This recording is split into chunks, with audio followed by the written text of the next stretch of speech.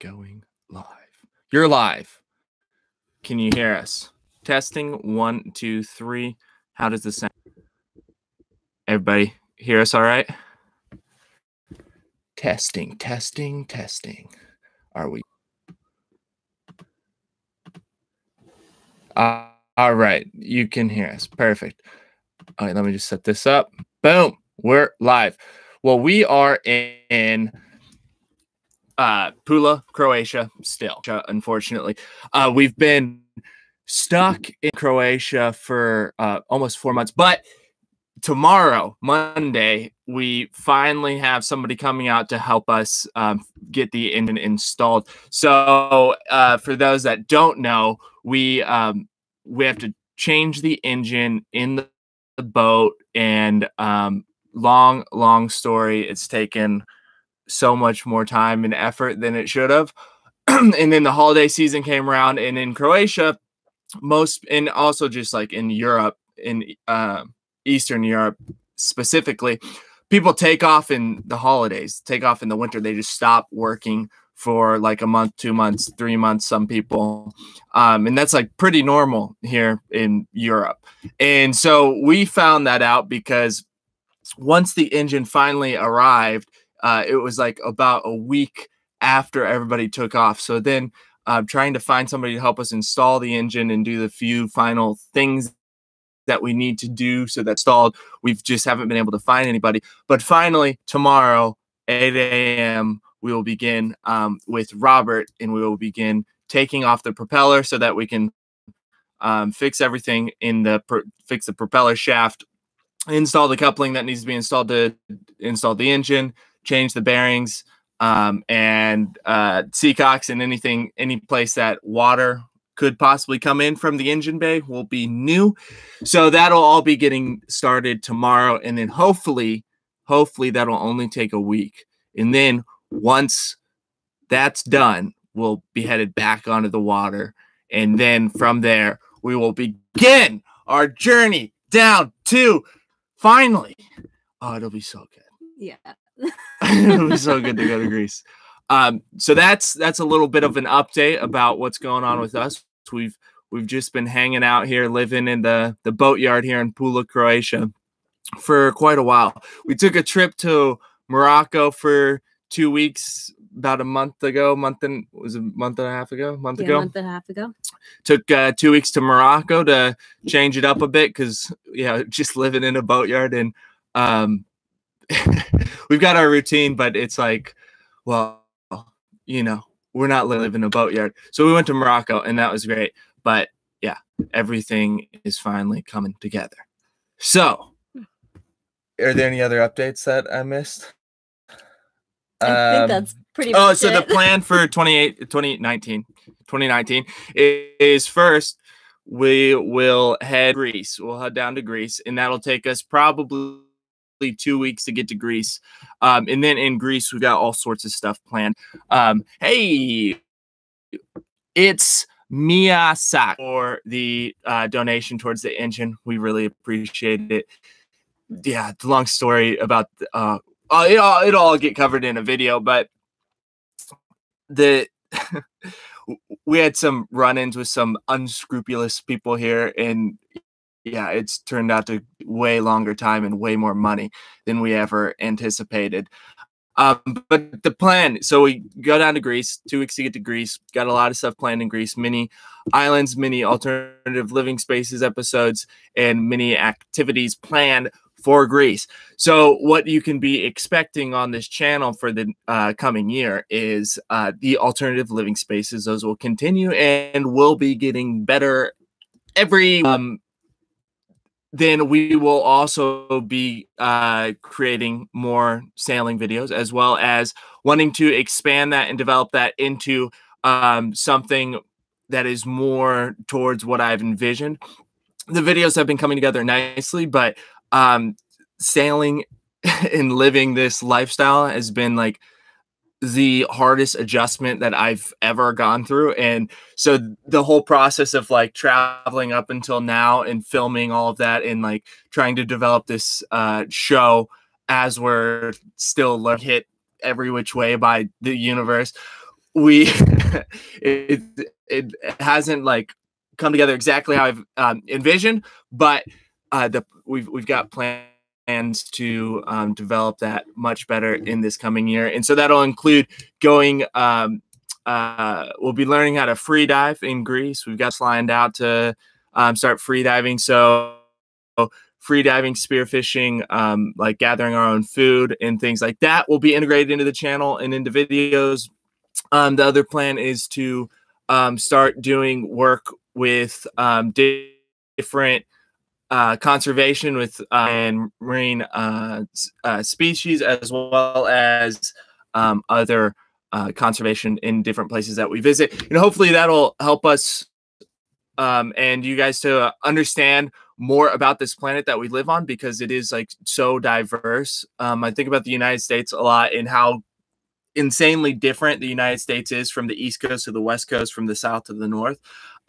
There's just so much diversity in that country, and the world is like so much more incredibly diverse than just the United States.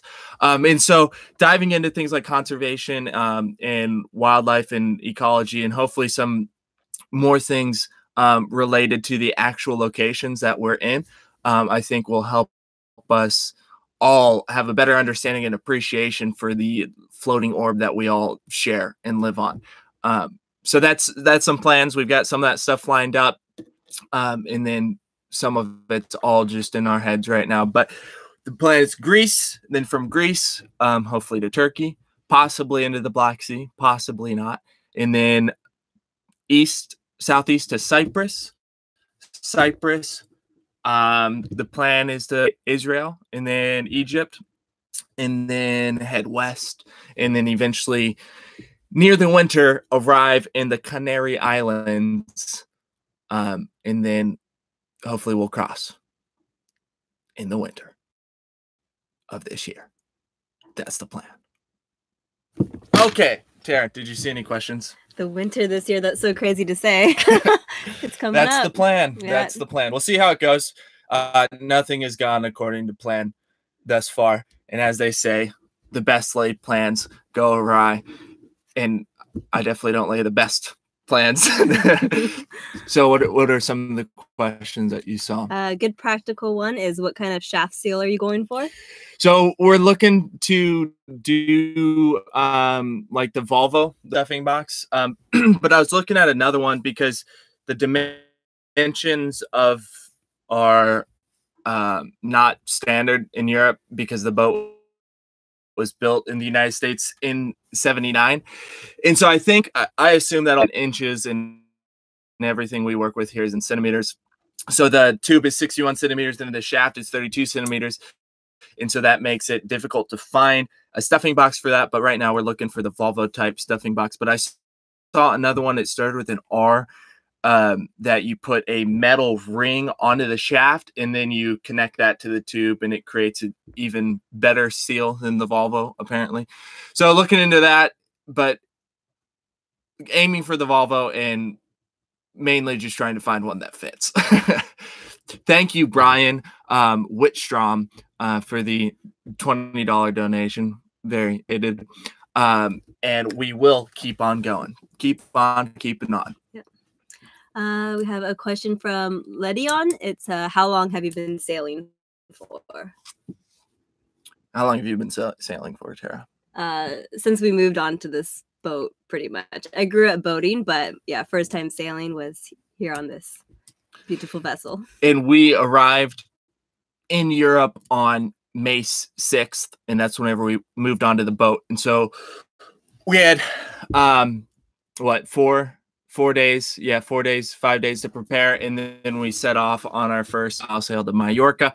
And if you haven't seen the sailing series, be sure to check it out, because I think it's come together pretty nicely. And there's like 6 or 7 episodes up now, so you can binge it. You can just binge it, put on all of them at once, and enjoy like an hour and 10 minutes of our beautiful faces messing things up while we're sailing. It's fabulous. So yeah, we've been sailing since May, and that ended September Oh, yeah. September 11th of 2018, and we've been out of the water. Good solid 4 months of Yeah. sailing, 4 months on the hard. Yeah, but in that 4 months, we did over 1,000 miles. And the plan for this year is to do close to 9,000 or 10,000 the water. So that'll be really great. Really great. Lots to learn, lots to see. So excited to be back on the sea. Michael Bravo, is it expensive? It's more expensive than I thought it would be, and it's the classic saying, "Boat break out another 1,000." That's how it works. You just yeah, a boat is a hole in the water that you pour money. But the idea is that once we're back on the water, some of the expenses will slow down because like everything will finally be fixed on the boat. But then we have maintenance, and then more things will be works. Another question. Ray asked, how can you give us money on Patreon? You can support us on Patreon, where we offer, we're adding like more content on Patreon for the patrons. So we'll be adding longer form content of things like that get edited into the videos, but the whole video is. So if you want to see more content, go to the Patreon page and consider supporting. We'll also be providing like wallpapers of beautiful photos that we take of while we're traveling and sailing. What were some of the other things that we're offering on Patreon? I was reading. Nailed it. Sorry, I wasn't even listening to what you're saying. Anyway, we offer more things on Patreon, and so if you would like to support, go over to patreon.com/Dylan Magaster, and yeah, join the community there. Do you guys meditate or with one another? If I'm meditating, I'm meditating by myself because I just want to breathe and sit. But isn't all of life just really extended meditation that we all do together? We meditate alone usually. This is a good question. What's your best lesson learned on the water? Lesson sailing. Best lesson sailing. Do you have an answer? I'd have to spin the best. Let's see. So, I mean, sailing for me has been like a constantly and a reminder of how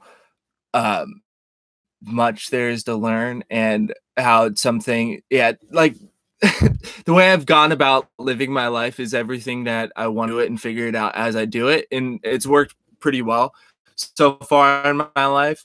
But there are things related to sailing and just life that go so much smoother if you have like prior training and preparation for it.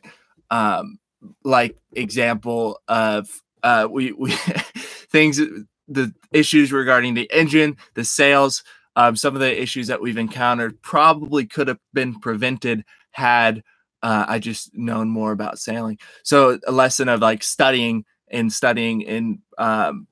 training before you get into something is definitely important, but also don't like let that stop you from doing something. Yeah, I'd say to expect the unexpected. Like it's just, you never know. Don't even plan on things or set expectations for what the year, your time is going to look like, because it's just been one thing after another, and it's yeah, you just kind of have to learn to go with the flow, which is always a good lesson. Somebody asks, let's see, are you in Pula, Croatia? We are in Pula, Croatia at the moment, and we will be out of Pula, Croatia before February. That's the plan. Are you vegan? We are not vegan. Thought about it before, but yeah, meat is very important to me. But the plan is like eventually in my life I want to like have all the meat sources come from things that I've hunted, but obviously not there yet. But adding in free diving and spearfishing will allow for a sustainable way of gathering in meat from the ocean. That'll be really great. But no, we're not vegan. Colleen, do you think you'll ever sail to Canada's east? I would love to. Yeah, definitely one day. Yeah, that would be great. Go up and see Nova Scotia. Yeah, and head north. The fishing boat that I worked on a couple years ago in Massachusetts in Cape Cod, he's a fisherman from Maine, but when he built his boat, he went up into Nova Scotia and spent I don't remember how long it took him, but he built his boat with his boat builders, and then took it from Nova Scotia back down to Massachusetts, and then started squid fishing with it, which I just think is so cool that you can just go someplace and visit if you know what you're doing. Let's see. Any plans to visit Albania on our way south? I don't think we have any plans stop there, but we did visit and enjoyed our time there. Yeah, Albania going south, we might make a stop in Vlor, but that would be the only one. We did travel Albania, like Tara just said, coming north, which is nice. Albania is a really beautiful country. There's not a whole lot of people there considering the size of it, and there's a whole lot of that's not touched or cultivated, or it's just wild land, I guess. Really, every country we've been to so far has been surprising in its geography. When we went to Morocco, I was thinking, oh, okay, Morocco, it's in Africa. Africa's the desert, because it's that's what the picture people have of Africa, I think. And then we get there and you're driving through Morocco, and it's some of Morocco is really, really green. Some of it's the straight up Sahara. Some of it looks like you're in Moab, Utah, with red cliffs and canyons, and some of it looks like then you're up in the mountains and it's raining and then it's snowing. It's crazy.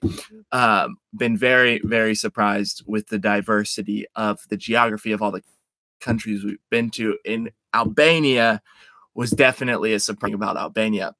And then we took scooters in, and it's these rolling hills. We took it through a mountain, took the scooters through a mountain range, and then we're in this valley, and everything was great. Really beautiful country, Albania.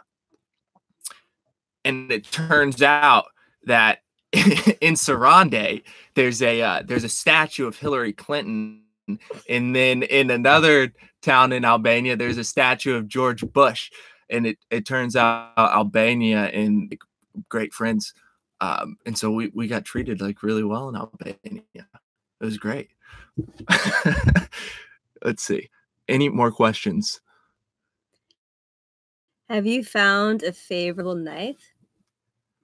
No. So I was looking for knives, and I did get one knife, just a collapsible rigging knife with a marlin spike and a serrated blade. But the knives that I've been looking at just haven't been the selection that I've wanted. But no, need to buy many much more knives for diving, and then also for living. It's always good to have knives on you. But the Leatherman is very reliable. But if you have recommendations too, we'd love to hear what you have. What is your favorite knife? We don't know. Do you find sailing to be hard and frustrating? Yeah, but it's great. It is very difficult and at times very frustrating, but it's also nothing worth doing is or anything worth doing is always hard. And it's the hard things and the things that push you and the things that have the potential to make you mad and frustrated that are things that you'll learn from and that will push you past your ability, and then you'll grow as a person. So yeah, definitely hard and frustrating, but worth it. And in my mind, I just try to always remind myself that anything worth doing is hard. And so then when it's hard, it's oh, Okay, expected. It's to be expected. Do you think it's hard and frustrating? I've really enjoyed it. I know I don't know. It is hard and frustrating at times for sure, but for the most part I just find it really quite nice. But there have been moments that have been extremely hard and frustrating, more so than I think I've ever experienced in my life. So Papa maybe. Cats asks, where is Jackson? Back in mid-September, we dropped Jackson off in Zadar, and he took a bus to Zagreb to fly back to Canada because he had to finish his last year of film school. So he's in Toronto at the moment, and I believe he's on the live stream in the comments. And he's in Toronto. He's shooting for us in the US. So in this coming year, you'll see some videos that have been filmed in the United States and filmed by Jackson Peters. And then I'm not exactly sure what the plan is, but I think at some point in the summer, maybe we'll be linking back more sailing. But yeah, right now Jackson is in Toronto. In the comment, one more semester. He's working on his final projects, doing all sorts of filming. I talked to Jackson about filming, and I'm like, has never done any like real set work. It like blows my mind. It sounds so cool to be working like yeah, with the whole crew doing a proper film. Mm-hmm. More questions. Do we play board games on the boat? When Jackson was here, we did. He had some, not board games, but card games. Those are those are good. But Dylan and I have not been playing. Nope. No, we've got Monopoly in cards version. Thank you, Jackson. But the other week we went into town and we played this board game with some friends here in Croatia that we met, Loris. And board game, they're really into board games, and it turns out board games get really intense and really complicated. And so this board game, the board was like 4.5 feet by like 2 feet. And the premise was like, okay, we're all on a team playing against the game, and a monster just appeared, and it was really complicated. But there's all the artwork of the cards was amazing. I was very impressed with that board game, but we don't play that on the boat. But we did play that to get board games for the boat, but we don't have any right now. Yeah. What board games do you recommend? That would be good for a boat. Not too many small pieces. Chess. Let's see. Ray asks, are your parents rich? No. For me, there's a couple videos that kind of like explain my background, but the digital nomad goes from van living to sailing or something like that has a pretty good explanation of like background. But no, started in debt and then worked and developed this channel to be able to support this lifestyle and provide income for us. And so that's how we're able to afford it, is from this channel and from you watching and from the patrons who support us. Without you guys, like none of this would work, because we'd just be creating videos and throwing them into the void, and yeah, it wouldn't work. So it really is all because of you guys that we're able to do this. But it's encouraging because it shows that you don't have to be rich to do like what you want. It just takes a lot of work and perseverance and not giving up, and then maybe you'll get there. Mm-hmm. Did you learn how to navigate with the sextant? No, but I'm going to. That's the plan. Okay, if anybody knows where to buy a sextant in Europe, I would greatly appreciate it. I've been looking at a sextant here in Europe. The only ones I've been able to find are the Davis ones in the United States, and none of them ship to Croatia. And then if you ship things to Croatia, you have to like pay an ungodly sum just to ship it here, and then you have to pay another ungodly sum to import it. So by the time you get it, you've paid like 3 times the price of it. So yeah, if anybody knows where to get a sextant, I would love to get one, because the plan is to get really good at navigating with a sextant and charts only, and then use GPS and whatnot only as a backup. That's the vision. But we're not there yet. I don't know how to use a sextant. Josh, Artisan Josh, great to see you, buddy. Do you get cell signal and or Wi-Fi all the time, or only in port? So right now we're rolling with a local SIM card, and that provides us with Wi-Fi and signal. And now we do pretty much everything through Wi-Fi. But working on getting in Iridium Go, which is like a satellite hotspot. And so that'll allow us to send SMS calls from, limited amount. Basically, it's just for security and like update purposes, if that makes sense. But that'll be a satellite hotspot that'll give us almost world coverage, I think, but haven't gotten that yet. It's on its way. Have you had trouble sleeping on the boat in Albania? When it comes, like, for me, sleeping, like, I didn't sleep anywhere. If I'm having trouble sleeping, it's more likely less because of the, like, location, whether it's in a van or in a boat, or, in an airport. It more because of, like, my mental state racing or contemplating or something like that. So yeah, sleeping on the boat is perfectly fine for me. And when we're anchored, I like it a lot. I sleep really well. Do you have trouble sleeping on the boat? It's actually pretty cozy, but in Albania it was super rocky, so it kept the three of us up most nights. But yeah, other than that, no, it's been fine. It's pretty cozy. Yeah, there are a lot of good coves in Albania that are protected, but then the ones that aren't protected just get rocked with swell because they just get hit all the time. And yeah, that was really rocky.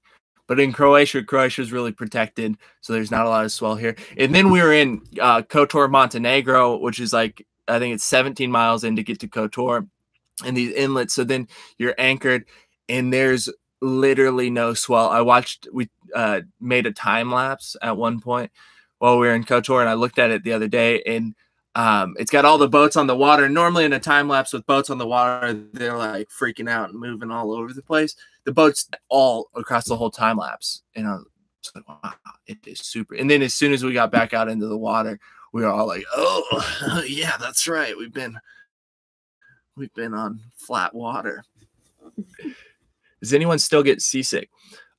Seasickness seems to be a thing that like you always get in the beginning, and then you get used to it. From the people that I've read that are like real experienced sailors, seem to talk about it as like, yeah, if you've been on land for a while, your first day or two on the water is going to be rough, and then you get used to it again. I think. That's what hopefully will happen. Yeah, I mean, that's how it worked for us when we started. The first sail was like pretty brutal. Yeah. None of us felt very good. Then after that, we didn't feel good, but yeah, from then on, we were pretty set, but we were on the water and rolling like all the time. What do you have on your bookshelf? That's a good question. We got all sorts of books. Not all of them have been read, but we've got sailing books, lots of books on sailing from the American Sailing Association. So we've got the 3 books. So that's really helpfing to have those as a resource on the boat. If we ever forget anything. Then we've got books on the I Ching, survival books. This is a fantastic book. The Last Great Adventures of Sir Peter Blake in the middle. Really, really inspiring guy. Got some Carl Jung. Got some books that just picked up at thrift stores. One about the Yachtsman's Weather Manual. Picked that one up in Mexico at a hotel. And then The Sea Around Us by Rachel Carlson. What else do we got up there? Tara's got plant books. This is a great one. Michael Moore. Love his stuff. And then we recently bought a mushroom book, All That the Rain Promises and More. So whenever we're on land, we can search for mushrooms. I don't know if anybody here is like into foraging for mushrooms, but it's fantastic. And the other day, just for my first mushrooms and then ate them. And so if you know anything about mushrooms, we had shaggy mane, which is a delicious mushroom and very easy to identify. Mm-hmm. And then we all, what was that? Oh, witch's butter. Witch's butter. Mm-hmm. That's right. That's an easy one to identify as well. Both of them edible. Witch's butter is not particularly tasty. It doesn't really taste like anything. Where's shaggy mane? 130. Ah, there it is. Shaggy mane. That's what shaggy mane mushroom looks like. If you see that one, check it online to make sure that you're right. But you can pick that. It's degrading. They don't last very long. A couple days, and then they just like turn into this black ooze. But you can totally pick that and eat it, cook it and eat it, and it's great. So we've been learning about mushrooms, and then of course you got to have like Marcus Aurelius. Classic book on meditations. And then other stuff is related to that types of things. More things, books on sailing, books on plants. This is a good one as well. The Elements of Seamanship. That's been super helpful, I think. Yeah, that one's a really good book. It's short, sweet, to the point, has a lot of good things you need. Helpful. Written by a guy that been on 70 years of sailing experience. Really great book. All right, we are going to bring this live stream to a close. Is there any last question? Dun, dun, dun. All right, let's see if there's one more question in here that we can end on. What are your go-to meals while under sail? Go-to meals? Yeah. Okay, what are our go-to meals while under sail? Sometimes we don't eat. Sometimes we don't eat. Yeah, depending on how we feel, you just don't eat and you just deal with it. And then once you're on anchor, you can eat. But most of the things we cook is all in one pot. We a lot of onions, a lot of carrots, a lot of eggs, a lot of meat, a lot of butter. Just different. Normally, just cook up a bunch of vegetables in one pan and then add in some sort of protein, whether it's egg or meat or that's like the only options for protein that we eat. We eat a lot of mushrooms, a lot of fungus. Mm-hmm. Really good for you. We just try to eat things that provide us with a lot of calories, a lot of energy, and so that we feel great and are energized. Okay. Do you have anything else about meals? I think that's pretty good. That's about right. Okay. Well, cool. It's been fantastic. I hope you enjoyed this live stream. If you did, even if you didn't, still subscribe to the channel and turn on notifications so that you can be notified every time a video comes out and you don't miss a single one. Okay. Talk to you later. Goodbye. Bye. Big love. Peace.